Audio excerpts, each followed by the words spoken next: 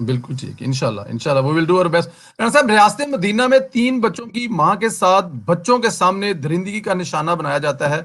वो इस वाकये से पहले मदद के लिए मोटरवे पुलिस को कॉल करती है, तो जवाब मिलता है हमारी हदूद नहीं है। ये कैसी रियासत मदीना है? ये मेरा ख्याल है कि हमें रियासत मदीना का नाम लेने वालों को आज शर्म आनी चाहिए, क्योंकि इतनी बड़ी रियासत का नाम लेके इस मुल्क के अंदर आपको सबसे पहली बात है कि मेरिट, जहां पर इंसाफ की धज्जियां उड़ाई जाएंगी, जहां पर मेरिट की धज्जियां उड़ाई जाएंगी, वहां पर अल्लाह माफ करे, ये क्या, इससे ज्यादा अंदोनाक वाकयात आपको पिछले, क्योंकि बदकिस्मती ये है कि मीडिया का गला घूंट दिया गया है, मीडिया पर हर वाकया रिपोर्ट नहीं हो रहा।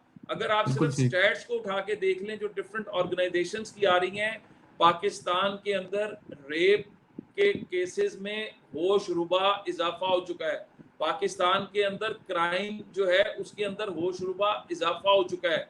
और इसकी वजह यह है कि वो जो शख्स कहता था कि मैं पुलिस को इस्तेमाल किया जाता है सियासी मकासद के लिए, आज पंजाब के अंदर 5वां आईजी चेंज होता है, और आखिरी आईजी तो वो आईजी था जिसके बारे में ये इमरान खान साहब स्टेज पे खड़े होकर कहते थे कि मैं बेहतरीन पुलिस ऑफिसर लेकर आया हूं, बेहतरीन शख्स लेकर आया हूं जो पुलिस को सीधा कर देगा, जो माशरे को दुरुस्त कर देगा।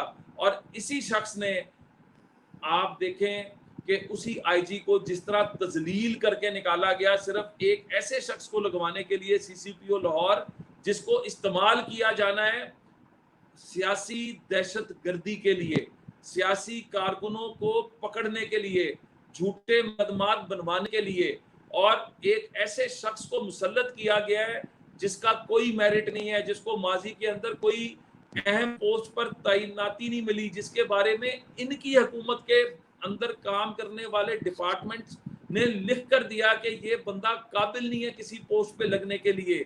और ये जो वाकया हुआ है इसके अंदर जिम्मेदार मुराद सईद है। सबसे पहले कम्युनिकेशन डिपार्टमेंट जो इसके नीचे, मुराद सईद के नीचे काम करता है, उसके पास ये समरी 1 साल से आई हुई है कि मोटरवे बन चुकी है, सियालकोट जो रिंग रोड है, ये जो मोटरवे है ये बन चुकी है, इसको हैंड ओवर करवाया जाए और इसके ऊपर जो है तैनाती कराई जाए मोटरवे पुलिस की सिक्योरिटी के लिए, बाकी तमाम चीजों के लिए।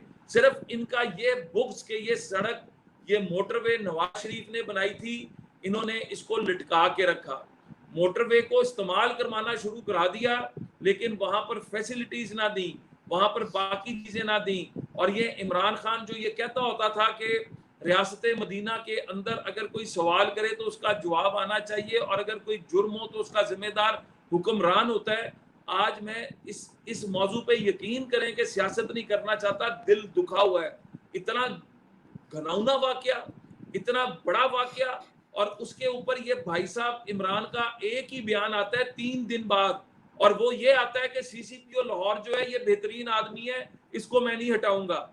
ये किस तरह की रियासत मदीना है? यहाँ पर तो शहबाज शरीफ साहब होते, यहाँ पर उनके घर में पहुंचे होते, मैं यकीन करें 2 घंटे के अंदर अंदर शहबाज शरीफ ने इनके घर में होना था, यहाँ पर पूरी एडमिनिस्ट्रेशन को कॉल किया जाना था, यहाँ पर हेड्स जो हैं वो रोल हो जाने थे, किसकी जिम्मेदारी है उसका तयन फौरी तौर पर होना था।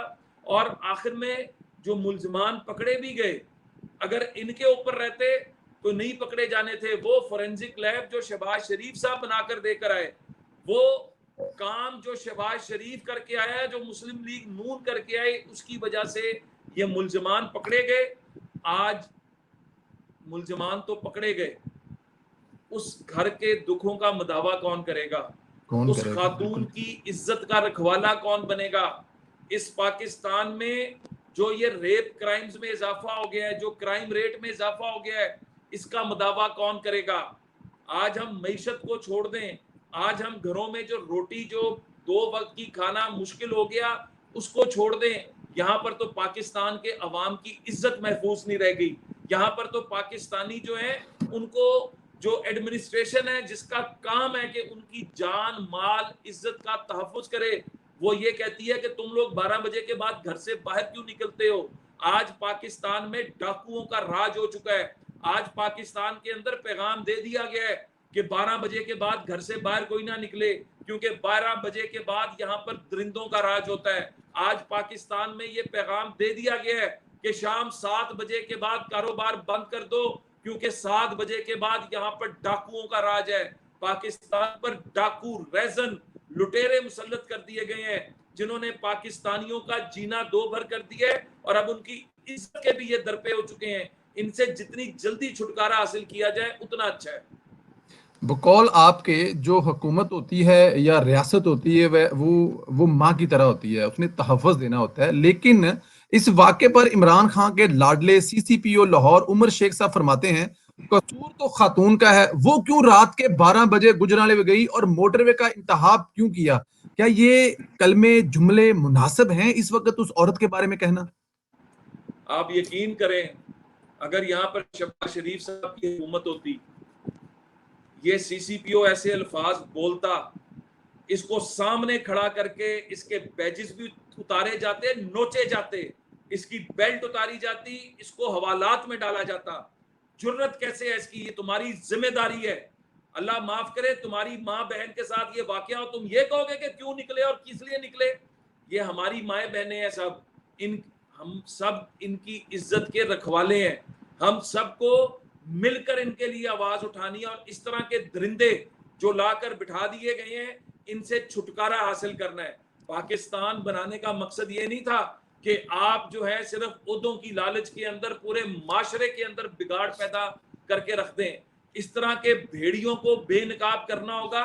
एक भेड़िए तो वो है ना बगैरत, जिन्होंने इज्जत लूटी, उनको करार वाकई सजा मिलनी चाहिए। उनको पब्लिकली उनको इस जुर्म की सजा मिलनी चाहिए, ताकि आइंदा किसी को ऐसा करने की जुर्रत ना हो। और इस तरह की गुफ्तगू करने वाले और इनको बचाने वाले, एक तो है ना जो सीसीपीओ जो गुफ्तगू कर रहा है, इसको लाने वाले, इसको लगवाने वाले और आज इसको बचाने की कोशिश करने वाले, ये तमाम मुजरिम है कौम के और इन तमाम को सजा मिलनी चाहिए।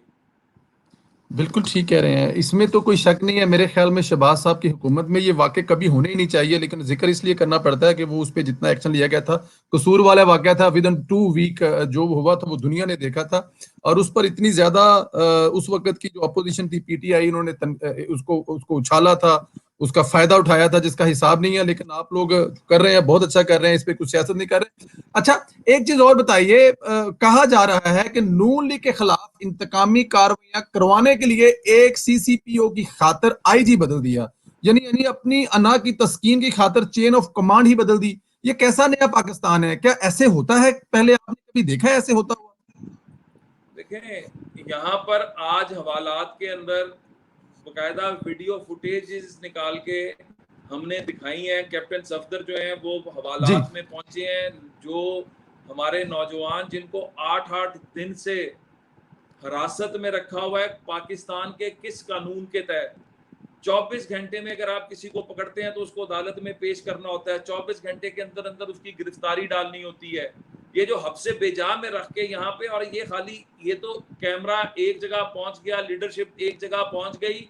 आज पंजाब की हवालातें और जेलें भरी पड़ी हैं उन लोगों से जिनको ये जबरदस्ती अंदर कर रहे हैं, जिनकी आवाज को ये दबाने की कोशिश कर रहे हैं। आज मुस्लिम लीग नून के वर्कर के ऊपर ये जिंदगी तंग कर रहे हैं। और किस लिए? क्योंकि मुस्लिम लीग नून का वर्कर आवाज उठा रहा है। वो आवाज उठा रहा है लोगों के लिए, जो लोगों के घरों में रोटी नहीं मिल रही, जो लोगों को इज्जत से 2 वक्त की जो रिस्क है वो मतलब उनके लिए महाल हो चुका है। जो ये हुकूमत जो बदमाशी कर रही है, इस बदमाशी के खिलाफ आवाज उठाने पर ये लोगों को पकड़ पकड़ कर जेलों में डाल रहे हैं, हवालातों में डाल रहे हैं, उनकी गिरफ्तारियां नहीं डाल रहे हैं। तो ये कौन सी रियासत मदीना है? ये यजीदियत है। ये यजीदियत की सबसे बुरी मिसाल है जो पाकिस्तान पर मुसल्लत कर दी गई है। ये रियासत मदीना का नाम लेने वाला यजीद जो पाकिस्तान पर मुसल्लत कर दिया गया है, आज इस यजीदियत के खिलाफ हुसैनियत का अलम बुलंद करने का वक्त आ गया है। आज इस यजीद को आईना दिखाने का वक्त आ गया है। आज इस यजीद का झूठ इसके मुंह पर मारने का वक्त आ गया है। और तुम जेलें भर लो, तुम एफआईए से नोटिस दिलवा दो, तुम, आपको पता है कि आपके प्रोग्राम के ऊपर भी जो दोस्त और साथी बैठते हैं उनको एफआईए के नोटिस आते जी। हैं जी। सच बोलने पे।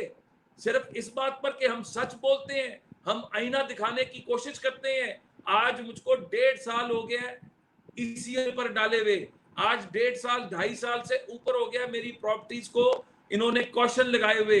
ये हमारी आवाज को दबाना चाहते हैं, ये हमें खामोश कराना चाहते हैं, ये हमें, मैं ये समझता हूं कि हमें आवाज, हक आवाज जालिम सुल्तान के सामने, जाबिर सुल्तान के सामने कलमा हक कहना ऐन इबादत है, और ये इबादत हम करते रहेंगे, इनको आईना दिखाते रहेंगे। बिल्कुल ठीक।